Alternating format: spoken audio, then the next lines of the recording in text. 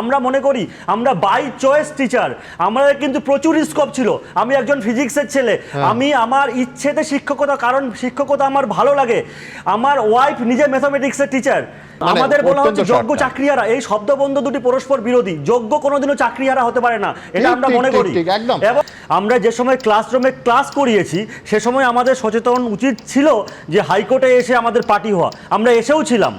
আমাদের স্কুলে একটা শুধু লেটার গিয়েছিল, বলা হয়েছিল আপনাদের জানানো হচ্ছে আপনাদের প্যানেল নিয়ে কেস চলছে।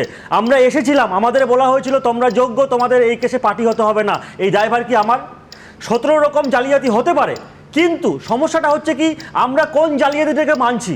যদি আমাদের ওএমআর ম্যানিপুলেটেড হয়, যদি আমাদের র্যাঙ্ক জাম থাকে, যদি আমাদের প্যানেল এক্সপায়ার হয় আমরা, বা যদি অন্য কিছু হয় যেটা আমাদের ফল্ট, আমরা সেক্ষেত্রে মেনে নেব। কিন্তু সিস্টেম যদি কোনো প্রসেস যদি ভুল থাকে তার দায়ভার আমার নয়।